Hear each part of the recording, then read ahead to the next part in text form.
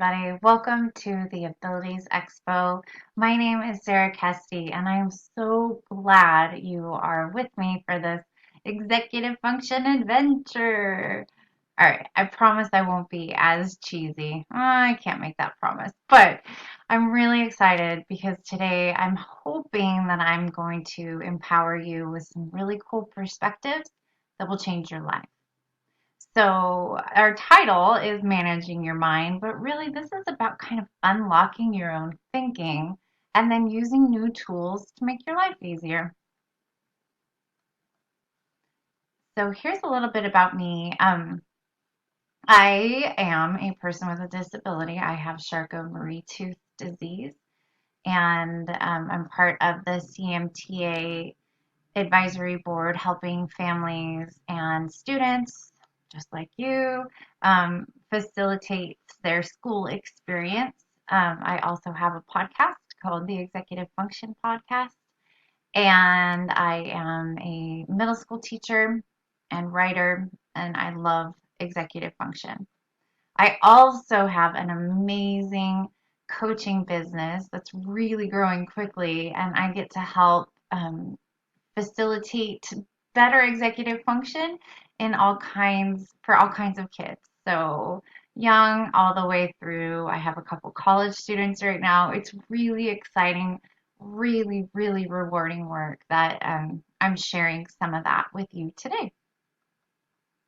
So what is executive function? I imagine you had some idea because you came to this, but the term gets thrown around a lot. So I'm going to move my head off of that light bulb. That was a little weird. Executive function is a series of skills. Like if we thought of each tiny skill as a leaf on a tree, it would be a giant tree. But there are three kind of main branches of executive function. There's the set of future skills, there's the emotions and attention skills, and then there's the learning and memory skills. I'm going to tell you more about what those mean, but if you just kind of put that layout in your brain right now, that'll be a good space for you to hook on your new learning. So again, those three branches are future skills, emotions and attention, and learning and memory. And then within those branches, we have other small branches and leaves that come off of it, which are the skills and strategies that we're going to explore today. So basically, executive function represents all of the adulting skills and studenting skills that we need that develop over time. They're mostly associated with our prefrontal cortex of our brain, which is fascinating because if we have stressors or big emotional reactions, then neurologically there's a little bit less connection between the emotional part of our brain and that prefrontal cortex that manages executive function. So if you're noticing that while we're in a pandemic or if you're in a stressful situation, it's harder to think and remember and manage your stress, that's all very legit brain experience you're having because there's a little bit of neurological disconnect when we feel so stressed. So keep that in mind. I'll use my little brain throughout this. And the cerebellum might fall off. It tends to do that. So if it does, we'll put it back on so we can keep breathing. Oh, there it is. Told you. All right. So deeper information about our executive function branches. So here are some of these, the same three, but here are some of the smaller skills related to those areas. So we've got the future skills of organizing, planning, prioritizing, visualizing, and initiating. All of those are sets of skills that help facilitate a better future for us, help us make things happen for ourselves. So we have to have a plan. We have to organize our time, our brains, our space. We have to know what to prioritize and what to let go. Visualize ourselves in the future so that we can kind of think backwards for the steps to get there. And start tasks. We have to find the way to find enough momentum to get over that initial, oh, I don't want to get out of bed, or I don't want to, whatever it is that's impeding us. Those are things that we've got to dig deep for. Those are strategies that you can learn, and they're also associated with executive function. So I'm going to put myself on pause, boop, right now to tell you that all of this can be learned and strategized. On the podcast, I like to say strategize the struggle. And that's just a catchy way to remember that if this doesn't come naturally, first of all right, so it doesn't come naturally for you. Let's get some strategies and move on. There's no sense in beating yourself up because maybe you have a hard time with your attention or you really can't seem to manage an organization system. Huh? I have CMT. I've had 11 surgeries on my foot. That stinks. I don't like it, but at the same time, it is.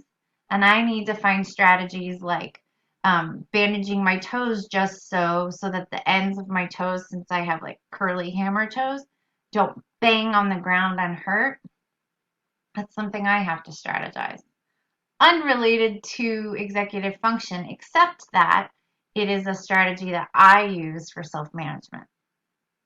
So the good news is if you're like looking at this list going, oh my gosh, I'm terrible at all of this, or your child is struggling with all of this, all right, that's where you are. You got to know where you're starting to make a plan to get to where you want to be. And there's always ways to learn it and practice it as a thinking practice. And then if it's not sticking, you can augment it. You can have something external from your brain help you with those skills. So I know this is going to feel a little bit overwhelming. There's a lot of information here. Take it bites at a time. And I would say, please don't use this to make yourself feel bad about yourself or your child or your situation. Just take whatever is the main skill that you would like to work on and start there. All right, so back to our leaves of the executive function tree. The self-management would be where emotional regulation comes in, attention and focus, knowing when you're spacing out and how do you get yourself back in, anticipating and meeting your own needs, and regulating your energy, or planning your day around those natural energy bumps that we all go through. And then that third branch is learning and memory. So your working memory, which can handle 3 to 5 items at once, which coincidentally is why phone numbers are broken up into 3 digits dash 4 digits. That's working memory right there because that's kind of what we can handle. So what strategies do you use to manage that? Steps and routines, processing speed, and flexible thinking. Executive function's impact on real life looks like, and I bet you're going, ooh, that's me. Looks like I might just have a line across my head. I think we can deal with that. Your future skills, losing or hunting for the same thing every day, like your badge or your keys to go to work, forgetting appointments, difficulty starting tasks, or just time management. You're always the people who are late. This girl. Self-management. Sometimes we lose our cool. How do we take it back? Or in my case, when I have to deal with children, I have to suck it up and pretend like everything's okay so that I present a good face for them. That would be self-management. But if we have a lack of executive function, that would be difficulty focusing or feeling like odd man out, like you missed something socially, but you're not quite sure what. Or just always feeling like you're pushing through low energy. That obviously could be health or disability related, but it also could be that you're asking too much of yourself at the wrong time, and maybe mapping your energy would help, which is a strategy I'll tell you about in a little bit. But the idea is all of these things that manifest in our lives that have been troublesome, we can find strategies to help. That last branch, learning and memory, If we're having a difficulty in that area of executive function at work, at school, at home, that would be the classic, why did I come in here?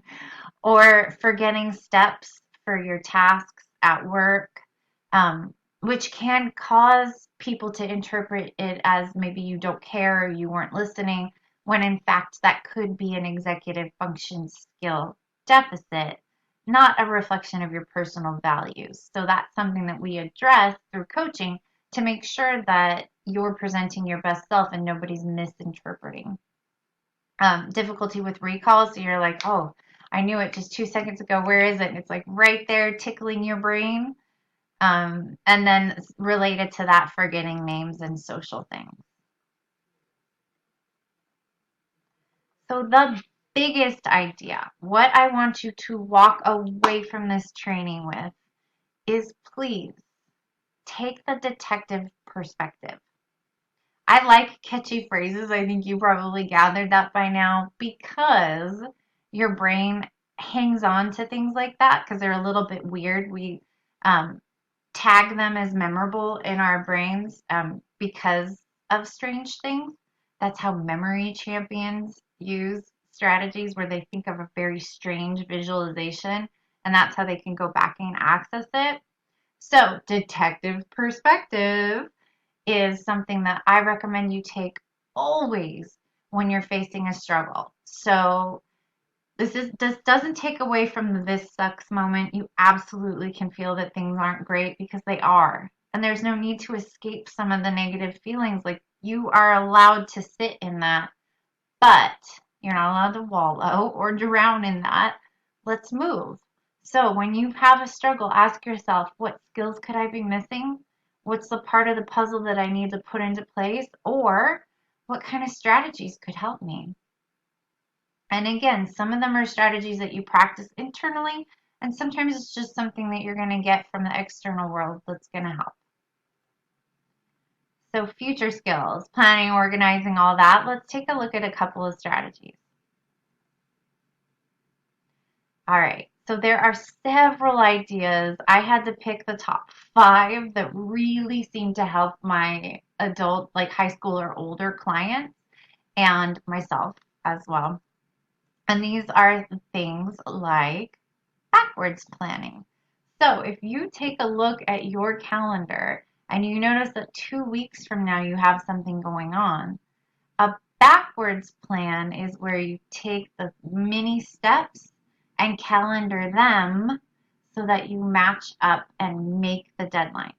So I can give you a really fun social example is when I know I have a friend's birthday coming up, then I backwards plan 1 week and give myself that deadline to mail their birthday card. Since I can't see people right now during the pandemic in real life, that's a great strategy for me to make sure that I show them that I love them and I make the deadline. So that's one example. It also could be you have a project at school due or an essay and you know that you need to do a little bit of research, you need to do the draft, you need to have time to have somebody edit it or you edit it yourself. Once you kind of know the small chunks, then you can go backwards and plug them into your calendar backwards from today or from the due date to today rather to make sure that you get them on time. Okay? You can also give yourself a false deadline and make it due the day before it's actually due, just to kind of provide a buffer and trick your brain to give you the neurochemicals to help you focus. Because when you're under pressure, that little bit of cortisol and adrenaline that you get from that under pressure experience actually helps your brain if it's not sustained over time and it's manageable. So, food for thought. I also have found a ton of benefit personally and with my clients to schedule your scheduling. And what that means is I personally really like Sunday nights and Friday afternoons.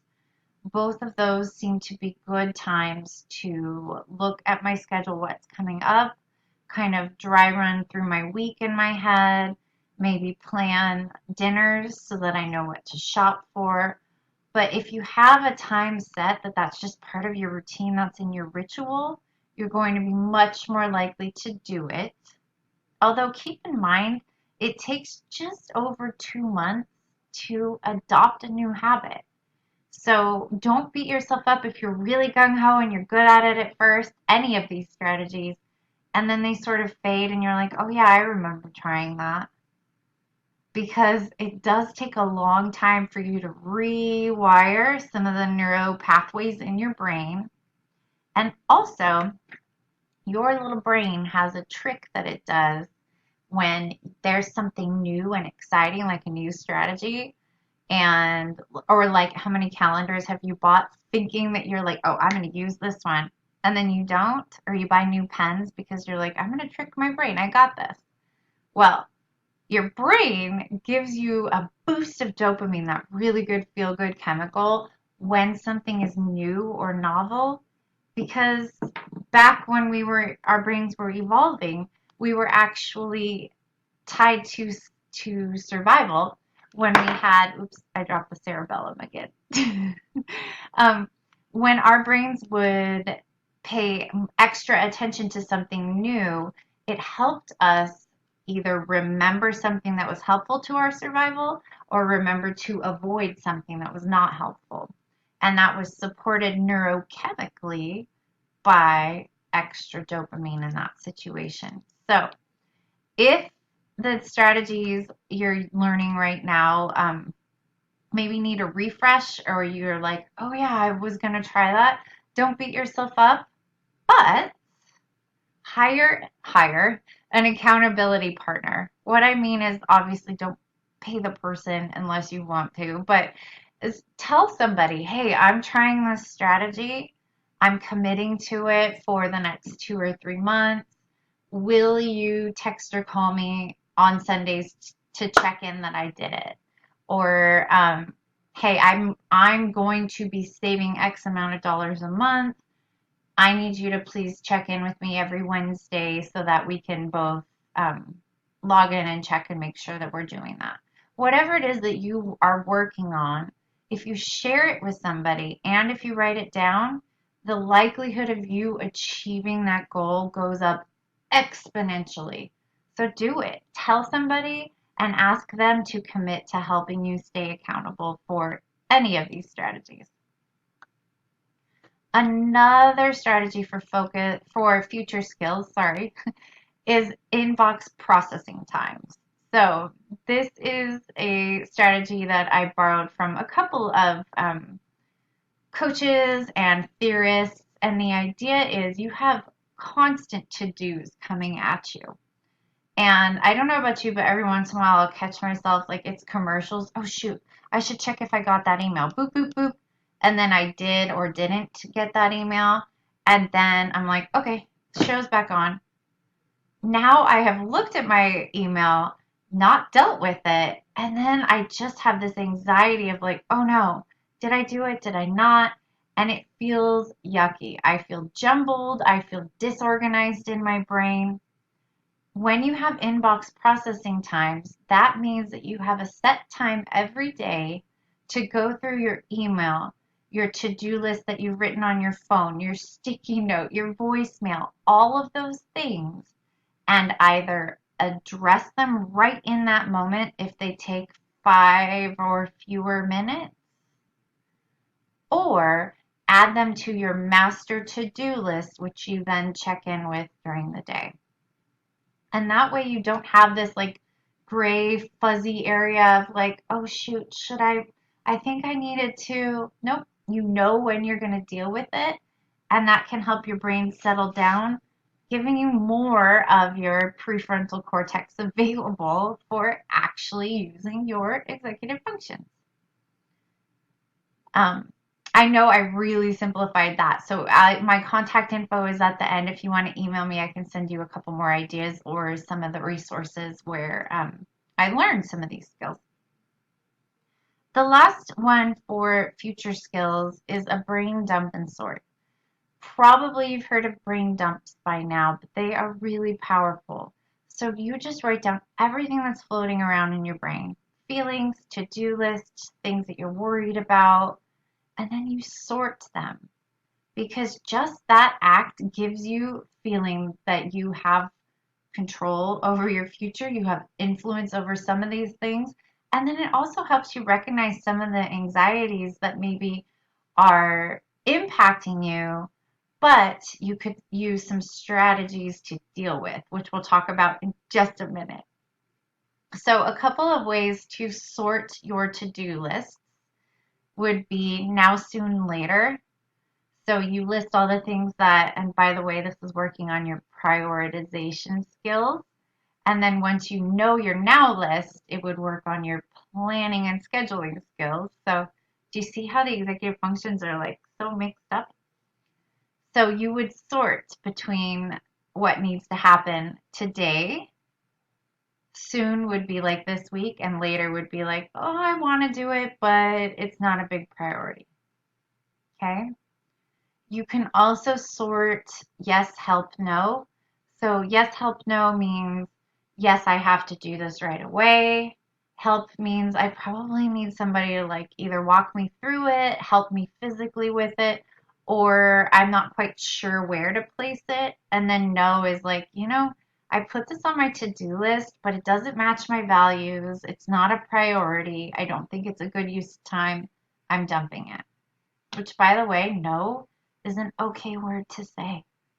I need to hear that too every day. All right. And then a final way to sort your brain dump is by time required. So you can say, okay, here's my quick 5 minutes or less. I'm doing those right away when I process my inbox. And then these guys need a little bit more focus. I know I have better energy in the afternoons. I'm going to slug them into my schedule at that point.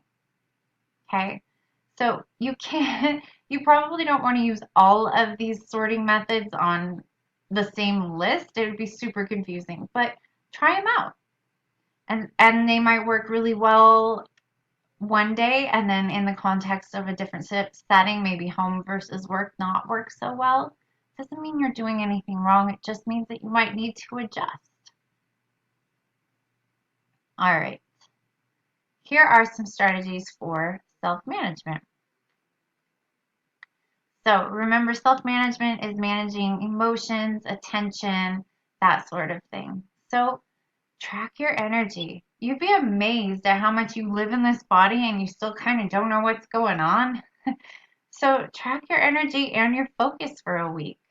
And what I do when I audit my life once in a while, is I'll just set a timer to go off every 20 minutes or so. And then you just make a note. Of what am I doing? How am I feeling? What's my energy 1 to 5? Something like that. And after about a week, your brain's going to start seeing some patterns like, whoa, I had no idea I felt so awful after lunch. Or, oh my gosh, it seems like between 3 to 5 p.m. I get like all of my work done. And the great empowering thing about that is once you understand how your time is ruling, you will be surprised at the assumptions you're making. And then you can make adjustments that are actually based on real life, not this like fuzzy, beautiful version of what you want your life to be. You can get to that version, but if you know where you're starting again, that's going to help you understand, hey, maybe if I'm getting all my work done between 3 and 5, maybe in the mornings I can adjust and have some more time with family or make my exercise in the morning rather than the afternoon because it seems like my brain's more available in the afternoon. I'm sure you see what I mean. Another way to deal with self-management is to rehearse. Your brain in studies, especially like with athletes, they see that when Lindsey Vonn was a good example of this in skiing. She would run the course physically, and then she would visualize herself running the course. And when they put on that funny hat and studied her brain activity, there was really very little difference between the brain activity of doing the activity and between that and actually visualizing the activity. Isn't that interesting? So as you visualize, you're building your brain's exposure to whatever event is happening. And it's shown that if you practice things that you're dreading, you can actually get more comfortable with them and build those neural pathways to have it flow easier when it actually happens in real life. So, for example, disclosing your disability, that can be very uncomfortable. Practicing that, maybe visualizing how it could go, really great, really awful, just exposing yourself to the spectrum of possibilities is going to help your brain say, okay, I've been there before. It's familiar. It's all right. I can do this. Um, your parasympathetic system is the part of your body that helps you rest and digest. When you're under constant stress, it kind of shuts down. So it's not gonna, like when you can't sleep at night or when your stomach just feels like, ugh, achy, that's probably you're out of whack with your parasympathetic nervous system. So one way to address it is to just double your exhale and mindfully breathe. And I know. Every time someone says mindfulness to me, I'm just like, ugh, I'm sick of it. But the science is there to prove it, and I'm here to testify that, especially on nights when I can't sleep, which have been a lot teaching during a pandemic, surviving a pandemic, which you are doing as well.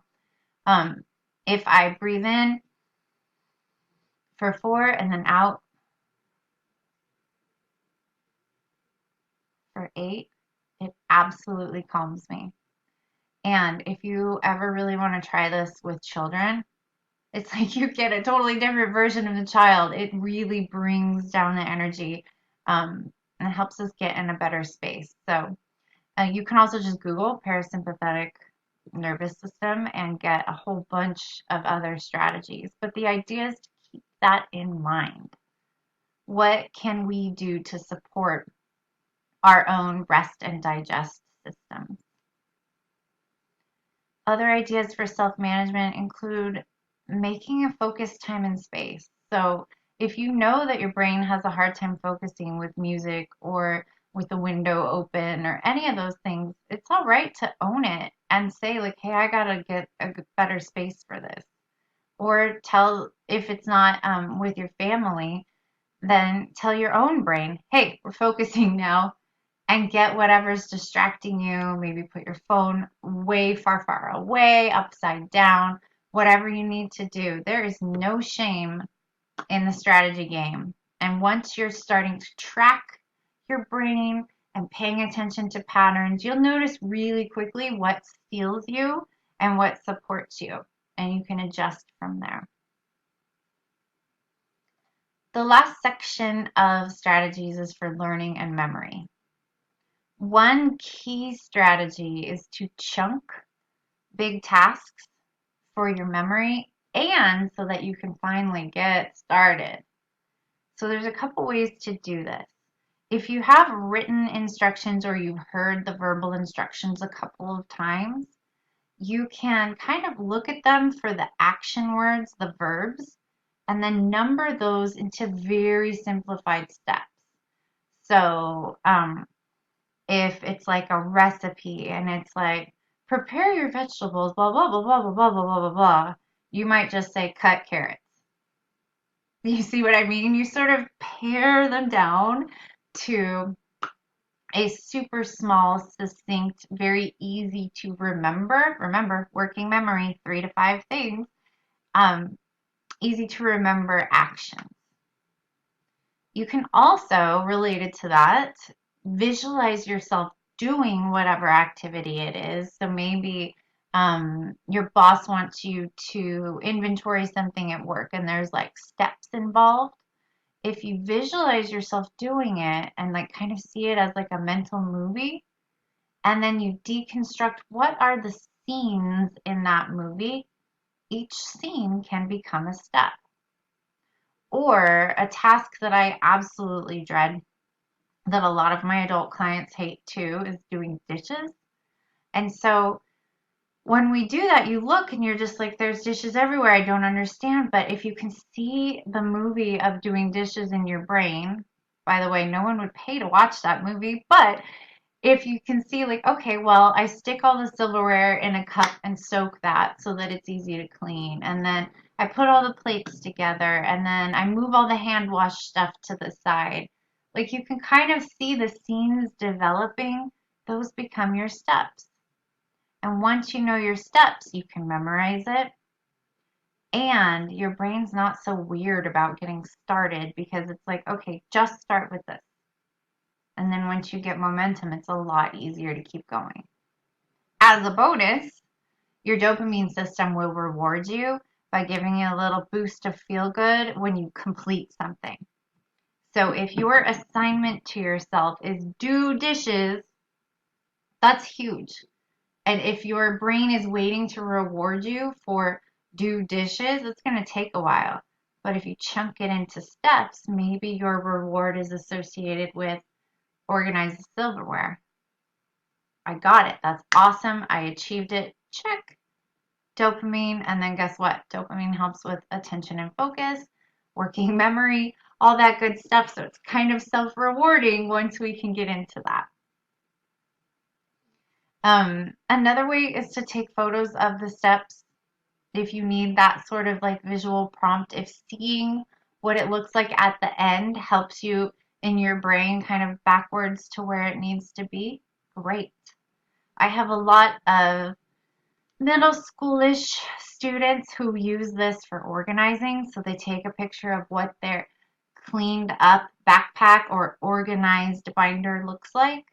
And then they reference the picture when they need to go through the process of cleaning because they're like, oh yeah, all of my papers are hole punched.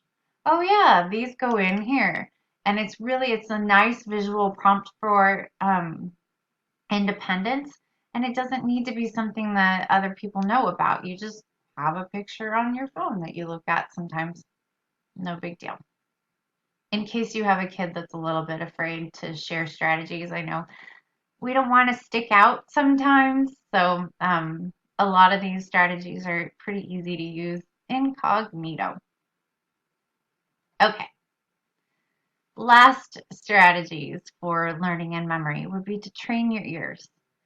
What that means is you're listening for keywords that maybe your boss repeats over and over, or you're listening for the words that they emphasize, or you're listening for the action words, whatever strategy you need. But if you give yourself a listening job, your brain's on the hunt. That helps you with focus. That will also help you with memory because now you know what to remember. Again, just like associated with the keywords to make the steps or the um, scenes of the movie is to chunk the verbs and repeat. So even when I taught second grade, I would have my students say, okay, desk, math book, 67. And that meant walk to your desk, grab your math book, open up to page 67. But instead of the long form, I taught them how to listen for keywords and then repeat the keywords to themselves. This helped their getting through longer sets of directions because they had something to anchor their memory in little teeny bits. So you can try it, and you can try it as a game. You can say, like multiple movements in a row, and then just practice that. So touch your nose, clap 3 times, and then walk carefully to the kitchen. So you might say, nose, 3 clap kitchen. And that would help you remember. Obviously, I'm not walking to my kitchen right now, but you get the idea. Okay? So this all doesn't have to be in the context of work or bummer stuff or things you don't want to do. Practice it in fun first. Just get your brain ready. We're just setting up those neural pathways. And listen, our brains are tired and stressed. Especially living with a disability can really wear you down. Taking care of someone with a disability can just be a stress. It's a very valuable, worthwhile stress, but it's a stress. So When you recognize that your brain is tired or stressed, don't add the extra judgment of, oh my God, my memory sucks right now. I'm terrible, blah, blah, blah. That ruminating feeling, and I'm making that face because it totally resonates with me as well. It's okay. Augment your strategies. If you know that you're having a hard time with memory or something, write it down. Or if you feel like you anticipate you may need a couple extra minutes to get ready one day, schedule that. It's all right to be realistic and kind of release some of that pressure to be perfect all the time. Friends, I'm green again. I am so honored to talk with you and hopefully have you join the tribe. You can find me at sarahkesty.com or the Executive Function Podcast, and I will see you during my live session to ask questions or have follow up or make connections, whatever it is that will help you apply this learning to improve your life. And thank you so much to the Abilities Expo for including me. I'm really honored. All right, see you soon. Bye.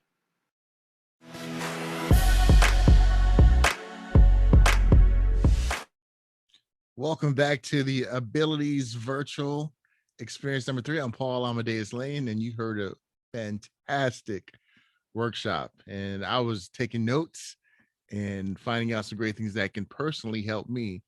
And look who we have with us. We have the amazing Sarah Kesty with us. Sarah, how are you?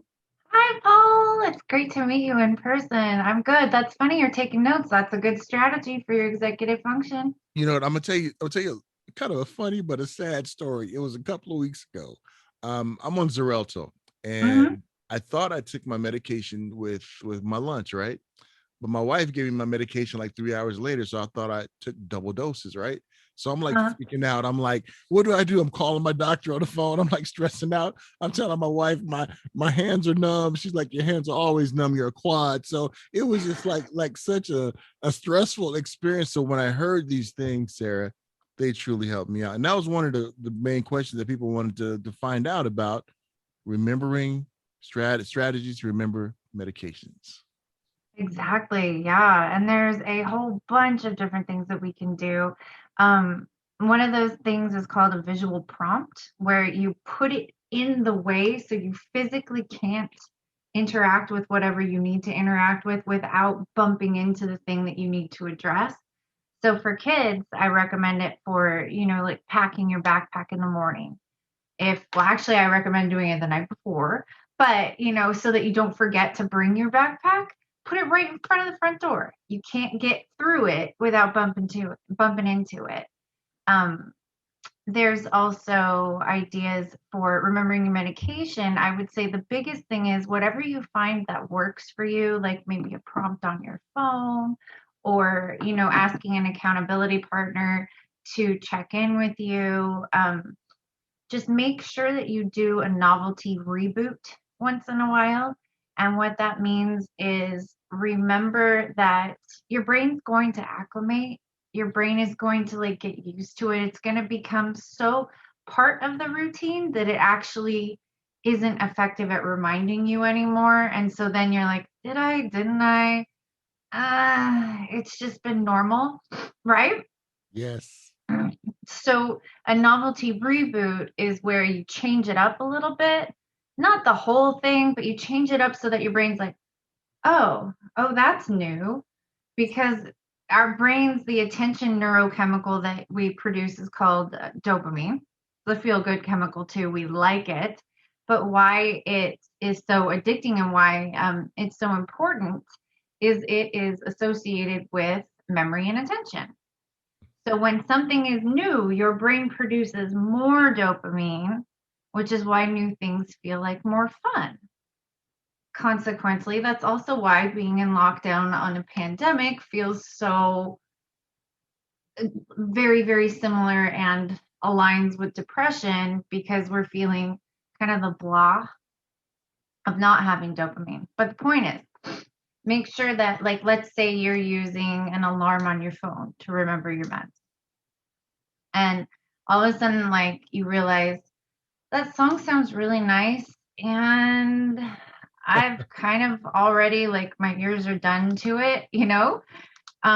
You change the song, or you change, like if it's been a gentle fade in, you need to have it blast for a while. If it's something that you write down, change the pen color. I mean, there's a lot of different things you can do.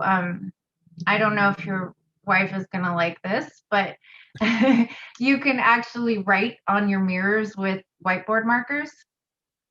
Super effective way to remind yourself of something. Just make, like that orange dot means I need to take my meds. There's lots of different things, but just keep in mind that as they fade in effectiveness, find another way. I love that because I was thinking about having a shot glass filled up with like some rum, and then once I take that shot, I know I took my medication, but that's probably not going to go good with my medication right I would consult your doctor on now. interactions, but I was trying to make it fun. Here's oh, another. well, the shot glass could be where you put your meds, I you like know, that. I like that. See, you and then always it's like thinking. your meds party. Yeah, I love that. I love that. Finding a solution for us. I love that. Here's another question, Sarah. Strategies to help people with ADHD focus. Oof, that is my specialty. um, I first and foremost, I think the most important thing to remember is ADHD is not an inability to focus. People with ADHD can focus, definitely. It's just not on the right or required things. So when someone's telling you, hey, focus or pay attention, it's because your attention may be internal in your own head and you're not really interpreting what people are saying. Or it could be that something caught your ear and now your attention's kind of out there. But attention is available for people with ADHD. Sometimes they can hyper focus and they can really zoom into where they're. I mean, you've probably seen a kid on a video game. That's like one of the classic examples. They can hyper focus just in the zone. So really, the main strategy, at least initially, is to just increase awareness. Where is your brain? Is your brain available to hear me right now? What do you need to do to get into that self-regulated space of maybe um, move your body, get a drink, get a snack? There's a lot of things that you can just kind of start with that check-in to make sure that your needs are met, you're regulated, and you're aware of where your brain is. And then oftentimes that's all it takes. I love it. I love it. Great advice. Here's another one, Sarah. Any tips for sharing your accommodation needs with others? So, if you need steps in smaller chunks, how can you ask about that? I know that was a run on question, but hope you got everything. If not, I can repeat it. No, no, it's all good. I think it's like lots of phrases built together. But Yeah, what I'm hearing you say is if you need an accommodation like the steps chunked out for you, how do you express that? you got it. Yeah. Um, it unfortunately, it depends so much on who you're expressing it to. You gotta have a feel for the person's awareness and then start there. So if they're not aware of where you're coming from in the background, then probably it's the best idea to give them a little bit of background about maybe the disability in general, whatever your comfort level is, and then provide examples. So don't just say, I need it chunked, because your boss might think, okay, well, I'll give you a chunk at 9 a.m. and a chunk at 10 a.m. And that might be what you need, and that might not be. So providing examples of what it looks like, what it sounds like, really helps set your boss up or your teacher up for success, rather than having this frustrating dynamic where you possibly assume that they're not doing it on purpose when maybe it's just a misunderstanding. All right. Awesome. Here's another one, Sarah. I've been working on my memory, but it doesn't feel like it's improving, and I'm frustrated. What can I do? Oh man. What's insane is when I hear that question, there's a lot of research to show that how you feel about your memory impacts how your memory does. So if you feel like you have a cruddy memory, your memory's like, well, all right, I'm there. So really try to take some time to set yourself up for what's called a confirmation bias. And that means you're looking for proof of something. And if you give your brain a job like that, it will go for it. So when you're down in the dumps, this works against you because you're like, oh, my life sucks. And then all of a sudden your brain's like, there's evidence, there's evidence. Oh, there's another sucky part, you know? And it can really just snowball. The same happens when you train your brain to look for things and use your cognitive bias or your confirmation bias to your advantage. So you would say, like, I really do have good memory. My memory is growing. And then maybe every night look for three examples of that. I remembered to do this. It didn't take me as many prompts to do that, that kind of thing. Um, and then I would really say, why, like, think about what we easily remember. A lot of the times it has music, and a lot of the times it either rhymes or uses a mnemonic. So it's okay to kind of go preschool with your memory and try to. I'm reading about some of the endocrine disruptors and how to avoid some of the things that are like impacting our health system just for fun. If that's fun, I don't know, Paul.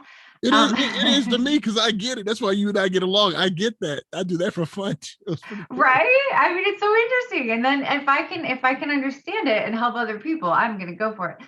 But anyway, they have a rhyme about the plastic numbers, and that helps you remember. So there's no shame in the kind of fun game for memory. I would say that's a good tip. And then also just start using your confirmation bias. Really look for examples of where your memory is strong. And then maybe think about what's going right there. And what can you steal from that? I love it. I love it. And maybe we can put a little beat behind it, Sarah. We can make a little rap. What do you think? That'd be pretty cool with it. Let's do it. That's what I'm talking Yes. about. I love it. And Sarah, what made you really want to tackle this area to help people? Is there a personal story to it, if you don't mind sharing that with us? Oh, absolutely. Yeah, it's because I believe that it's the most important thing we can teach kids, and it's not being taught right now. I love it. And so I think it is the ticket to equity. I really do. I think that sometimes you look at the advantages of, winning the ovary lottery, so to speak, of just being born into the right situation. And it doesn't matter what challenges you face, you've got the strategies and the executive function built in because it's been something that's been part of your natural upbringing.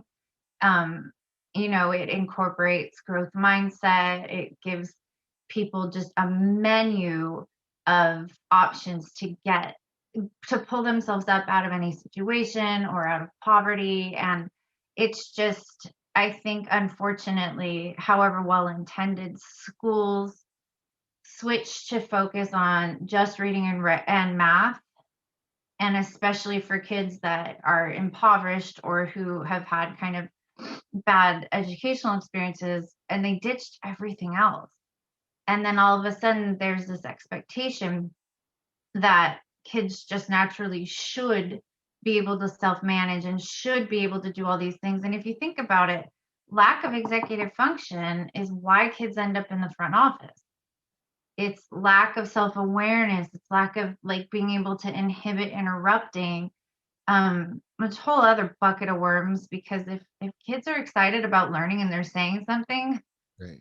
sometimes interrupting is a good thing, but I'm a weird teacher.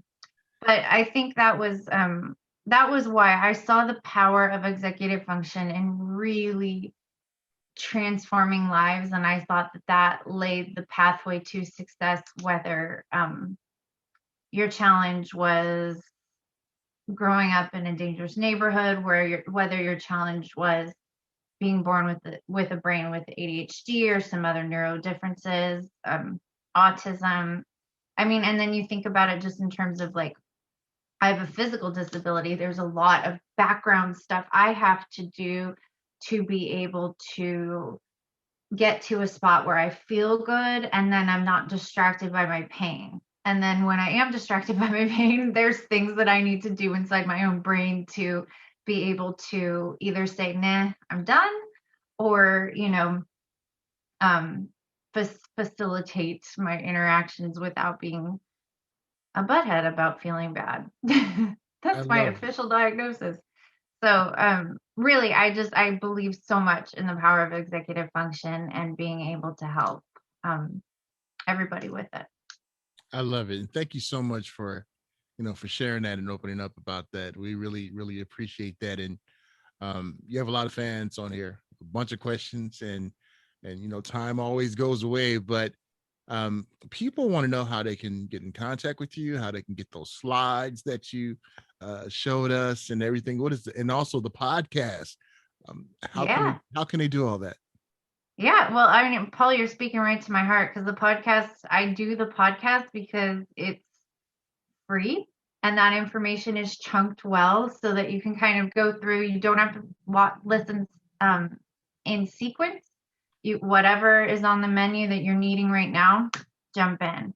Um, and I have a little pep talk at the end for kids, which grown-ups email me all the time and they're like, I love it. It's a good summary. It helps me. I don't have kids, but um, so the podcast is called the Executive Function Podcast. I know it's going to be right there. I love it. Um, and it is on all of the spots where you can listen to a podcast. And then my website is Sarah, Sarah, Kesty, Kesty.com. And my email's on there, or you can just email me straight through Gmail at sarahkesty@gmail.com. Awesome, Sarah. It's been such a delight to chat with you and have you with us here at the Billy's Expo virtual experience number 3. You're an amazing person. You do some amazing things. We are so happy to have you be with us. Really appreciate it. Yay! Well, thank you. This was really, really fun. Great way to start my Friday.